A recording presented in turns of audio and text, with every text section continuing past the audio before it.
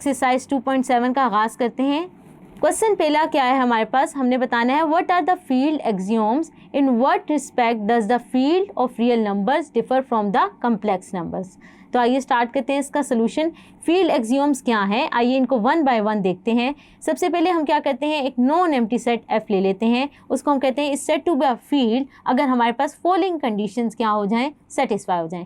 पहली कंडीशन क्या है, हमारे पास क्या होना चाहिए, closure law with respect to addition, यानी हम दो सेट में से हम क्या लें, दो नंबर्स लें तो वो उसी सेट में लाई करें, यानी उनका हम क्या करें A + B करें तो वो उस सेट में आ जाए। दूसरी प्रॉपर्टी क्या है, एसोसिएटिव की, यानी अगर हम 3 नंबर्स लें और आखिरी 2 को ऐड करें फिर पहले को ऐड करें, या पहले 2 को ऐड करें फिर तीसरे को ऐड करें तो वो उसी सेट में से लाई करें, तो हम क्या कहेंगे, ये हमारे पास क्या है, सेकंड कंडीशन। थर्ड कंडीशन हमारे पास क्या है, एडिटिव आइडेंटिटी होनी चाहिए सेट में।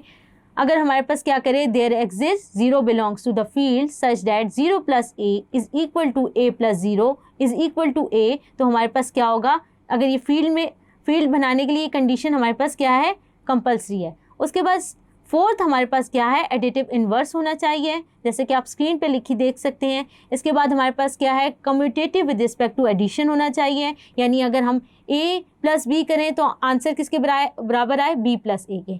इसके बाद हमारे पास सिक्स्थ कंडीशन क्या है, closure law with respect to multiplication क्या होना चाहिए, होल्ड करना चाहिए। सेवंथ हमारे पास क्या है, associative with respect to multiplication होना चाहिए।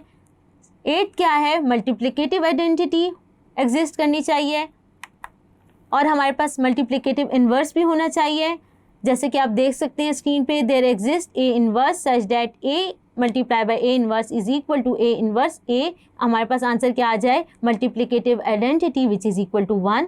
और फिर हमारे पास क्या होना चाहिए, कम्यूटेटिव लॉ जो है विद रिस्पेक्ट टू मल्टीप्लिकेशन वो भी होल्ड करना चाहिए। ये सारे 10 एक्सियोम जो हैं, एक 11 एक्सियोम क्या है हमारे पास, डिस्ट्रीब्यूटिव लॉ, तो ये भी हमारे पास अगर हो तो हम कहेंगे ऐसे एक्सियोम्स जो अगर हमारे पास सेटिस्फाई करें तो ऐसी चीज़ को हम क्या कहेंगे, फील्ड। हमारे पास सेट ऑफ रियल नंबर्स और सेट ऑफ कम्प्लेक्स नंबर्स में क्या डिफरेंस है कि हम रियल नंबर्स को कंपेयर कर सकते हैं, वो ऑर्डर एक्सियोम्स को फॉलो करता है, जबकि सेट ऑफ कम्प्लेक्स नंबर्स को हम क्या कर सकते हैं, कंपेयर नहीं कर सकते, वो ऑर्डर एक्सियोम्स को फॉलो नहीं करता। होप सो आपको ये वाला क्वेश्चन समझ आया होगा, what are field. Thank you.